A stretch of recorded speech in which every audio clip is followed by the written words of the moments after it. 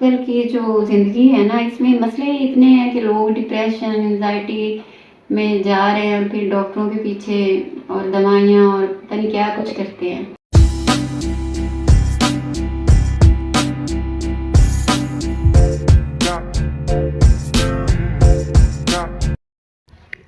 السلام علیکم guys wise, کیسے ہیں آپ؟ میں بالکل ٹھیک ہوں اور امید کرتی ہوں آپ سب بھی ٹھیک ہوں گے۔ میں بیٹھی ہوں اس وقت اپنے پارلر میں، ابھی فری ہوئی تھی کام سے، تو میں نا آج گائز وائز آپ کے ساتھ اپنی زندگی کا ایک ایکسپیرئنس کہہ لیں یا ایک برا فیز جو مجھ پہ آیا تھا نا، میں آج اس بارے میں آپ سے بات کرنا چاہ رہی ہوں۔ تو کیونکہ اب میں فری ہوئی ہوں اور گھر میں انٹر نہیں ہو رہی، کیونکہ وہاں پہ بچے ہیں، شور کرتے ہیں، پھر اس طرح سے پھر وہ بات آپ سے نہیں ہو سکے گی۔ تو یہاں میں سکون سے بیٹھی ہوں اور آپ سے بات کر رہی ہوں، کیونکہ آج کل کام کے دن ہیں تو پارلر میں ہر وقت ایک جاتا ہے ایک آتا ہے، تو وہ تو صحیح پوچھے تو مجھے تو کچن تک بھی جانے کا ٹائم نہیں مل پا رہا۔ ماما 4 بجنے والے ہیں، میں تک آنے کا ٹائم ہو گیا۔ ہاں، ابھی 4 میں سے کچھ ٹائم باقی ہے۔ میں نے ابھی اپنا ولاگ سٹارٹ کیا تھا، اوپر سے تم نازل ہو گئی ہو یہی کہنے کے کچن میں آ جائیں۔ اچھا ایسے کرو، میں بات کر رہی ہوں ذرا، تو پھر ہم چلتے ہیں کچن میں، پھر رات تک کچن میں ہی رہیں گے آرام سے۔ تو تم ایسے کرو، یہ ذرا مجھے نا فرنٹ کیمرے سے مشکل ہوتی ہے، میرا ولاگ بنا دو، پھر چلتے ہیں کچن میں۔ جی، تو میں بات کر رہی تھی آپ سے کہ پھر ابھی میں کچن میں چلی جاؤں گی تو پھر تو کام ختم ہی نہیں ہوتے، گھر کی بھی جو روٹین ہوتی ہے وہ خاصی لمبی ہوتی ہے۔ تو میں بات یہ کرنا چاہ رہی تھی کہ آج سے نا کچھ سال پہلے میں ڈپریشن میں چلی گئی تھی۔ کیا ہوا ہے میں بات نہیں کر سکتی، میرا ولاگ بننے والا تھا جی، اب بننے جا رہا ہے۔ کیا مسئلہ ہے آپ سب کا؟ بھوک لگی ہے سبھی کو، سب کو یہی جلدی ہے کچن میں آتی ہوں، مجھے پتہ ہے میں جب کچن میں آؤں گی تو پھر میں وہ نہیں، میری گائز وائز کے ساتھ پھر رابطہ نہیں ہو سکے گا۔ اتنے ایک سے بڑھ کے ایک فرمائشیں آئیں گی، یہ کر دیں وہ کر دیں، پھر بندہ اطمینان سے بات نہیں کر سکتا۔ اور میں آج چاہتی تھی کہ بڑے اطمینان سے میں بیٹھ کر آپ سے بات کروں۔ تو میں یہ بات کرنا چاہتی تھی کہ آج سے نا کچھ سال پہلے میں ڈپریشن میں چلی گئی تھی۔ یہ ڈپریشن کیا ہوتا ہے، جب تک آپ کے اوپر یہ چیز نہیں نہ آئی ہوتی، آپ کو نہیں پتا ہوتا ڈپریشن ہے کیا ایکچولی۔ ہم سنتے ہیں لوگوں سے کہ جی فلاں کو یہ ہوا، ڈپریشن انزائٹی یہ وہ، تو ہم بڑے حیران ہوتے ہیں وہ لوگ جن کو نہیں پتا، جو کبھی اس طرح کی سچویشن میں گیا نہیں ہے، گزرے نہیں۔ تو پہلے میں بھی جب سنتی تھی تو بڑی عجیب سے حیرانی ہوتی تھی، کیا ڈپریشن ہے، کیا ہے، کیوں لوگ کہتے ہیں، کس چیز کا آخر ان کو ہوتا ہے، ڈرتے ہیں، کسی کو خوف آ رہا ہے، کسی کی کوئی کیفیت ہے۔ تو یہ جس کو نہیں ہوتی اس کو نہیں پتا، اور جو لوگ پھر اس سے گزرتے ہیں نا تو ان کو پتا ہوتا ہے کہ یہ ہے کیا۔ اصل میں یہ بہت ایک تکلیف دہ مسئلہ ہوتا ہے، جس میں پھر جب آپ مبتلا ہو جائیں تو پھر آپ کسی بھی طرح سے آپ کی جو زندگی ہے وہ نارمل نہیں رہتی۔ آپ کا گھر کا نظام، آپ کے بچے، آپ کا کوئی بھی کام دھندا، وہ سارا ڈسٹرب ہو جاتا ہے۔ آپ پھر دوسروں پہ ڈیپینڈ کرنے لگتے ہیں، محتاج ہو جاتے ہیں ہر معاملے میں۔ تو اللہ نہ کرے کہ کسی کے ساتھ بھی ایسی کوئی تکلیف آئے، تو یہ سمجھ لیجئے کہ اس تکلیف سے آپ کو خود ہی نکلنا ہے، آپ کو کوئی نہیں نکال سکتا، کوئی ڈاکٹر نہیں، کوئی بھی نہیں، کچھ بھی نہیں۔ ڈاکٹر نے مجھے کہا، جب میں نے سائیکیٹرسٹ سے ٹائم لیا تو وہ بڑے اچھے تھے فیصل آباد میں نا ڈاکٹر، جن سے میں نے اپوائنٹمنٹ لیا، تو اور اس وقت میری بری حالت تھی، میری یہ جو ڈپریشن تھی نا بڑی سویئر کنڈیشن میں تھی۔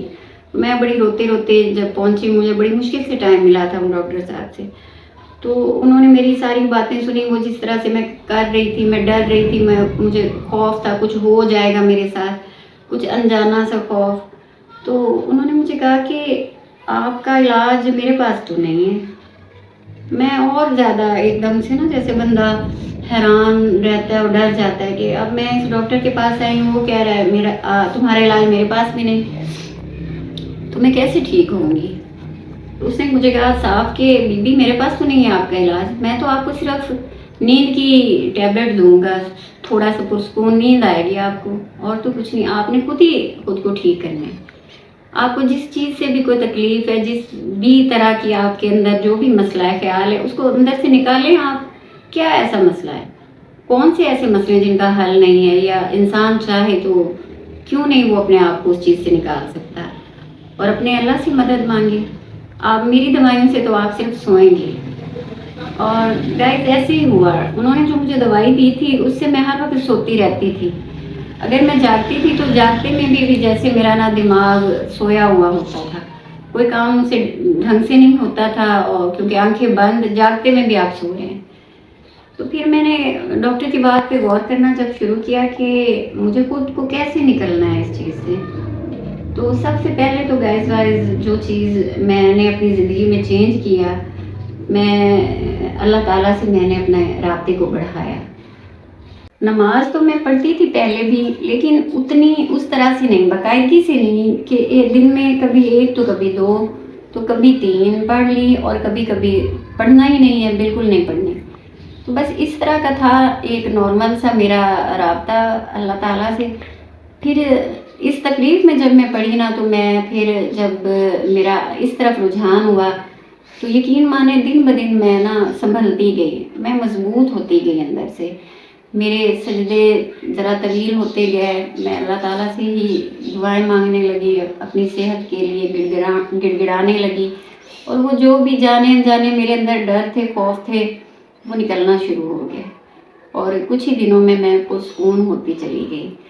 तो गाइज बहुत सारे लोग आजकल की जो ज़िंदगी है ना, इसमें मसले इतने हैं कि लोग डिप्रेशन, एंजाइटी में जा रहे हैं, फिर डॉक्टरों के पीछे और दवाइयाँ और पता नहीं क्या कुछ करते हैं। बट मैं ये कहना चाहती हूँ कि आप अल्लाह ताला से अपने राब्ते को मजबूत करें। जब हमारे रब से राब्ता मजबूत होता है ना, तो हमारे अंदर से बहुत सारे डर, खौफ और वसवसे खुद ब खुद ही निकल जाते हैं। हम जितना अपने रब से दूर होंगे और अनजाने डर और खौफ हमें सताएंगे। तो इस मसले का जो हल है ना, वो दवाइयों में नहीं है, बिल्कुल भी नहीं है। वो सिर्फ ना आर्जी तौर पर आपको सुलाने के लिए है। जब सारी बातें आप सो जाएंगे तो फिर जितना टाइम आप सोते रहेंगे, फिर तो आपको कोई डर नहीं, कोई खौफ नहीं, कोई परेशानी नहीं, कोई सोच नहीं आ रही होती है आपको। और उससे फिर जब आप बेदार होते हैं, या आपको उस तरह की कंडीशन, जिस तरह की कंडीशन में आप पहले होते हैं, तो आपको टेंशन होती है, जैसे फिर आप उस कंडीशन में जाते हैं, वो तकलीफ आपकी बढ़ना शुरू हो जाती है। तो अब भी ऐसा हो जाता है कभी कभी ना, इस तरह से कि वो शैतान का हुआ हम पे हमला, और हम और कामों में उलझ गए, और कभी हमसे नमाज मिस हो जाती है। तो तभी ना मैं फील करती हूँ कि मुझे कोई थोड़ी सी भी बात हुई ना, तो मुझे वो बड़ी फील होने लगती है। तो जैसे ही वज़ू किया, नमाज पढ़ी, आगे अल्लाह ताला की सर झुकाया, दुआ की, यूँ पुरसकून जैसे आपका दिल होने लगता है। तो कहने का मकसद ये था कि ये मेरी ज़िंदगी का एक्सपीरियंस है। ये पहले नहीं था, मुझे चंद साल पहले जब मुझे नहीं पता था डिप्रेशन क्या होती है, मैं अपने इर्द गिर्द लोगों को देखती थी तो बड़ी हैरान होती थी। बल्कि कह लें किसी हद तक जैसे आप हंसते हैं, दूसरों की तकलीफ़ को थोड़ा इंजॉय कर रहे होते हैं ना, ऐसी फीलिंग आती थी। हम इंसान ऐसे ही हैं कम से, जब तक हम पे खुद वो वक्त नहीं आता, खुद पे वो तकलीफ़ नहीं आती, हमें दूसरों की तकलीफ़ वैसी लगती नहीं। फिर जब आती है, आ जाती है हम पे भी वो आजमाइश, तो फिर लग पता जाता है। तो ये आज जब मैं पार्लर में बिजी थी ना काम में, तो मेरे ज़हन में ये एक ख्याल आया कि मैं क्यों ना अपने गाइस वाइस के साथ अपना ये एक्सपीरियंस शेयर करूं, कि मेरे ऊपर भी एक ऐसा वक्त आया था। तो मेरे रब ने मुझे फिर उससे ऐसे निकाला कि जब मैंने अपने रब से अपना राब्ता बनाया, मजबूत किया उसको। तो वैसे तो बहुत सारे वजीफ़े हैं, बहुत सारे कलाम पाक में से हम पढ़ते हैं, बहुत सारी चीज़ें हैं, दुरूद पाक पढ़ते हैं, जो कि सबसे बड़ी नेमत है अल्लाह ताला की। तो जो जितना भी कोई पढ़ सके, स्पेसिफिक मैं कोई एक नहीं कहूँगी, मैं भी बहुत सारे पढ़ती हूँ। तो जो जितना पढ़ सके ना, उससे उतना ही आपके अंदर सुकून उतरता जाता है। हाँ, जिन दिनों में ज़्यादा मेरी ये कैफियत थी, तो मैं उन दिनों में सूरह कौसर पढ़ने लगी थी। 129 मरतबा ना मैं हर नमाज के बाद सूरह कौसर का करने लगी थी विर्द।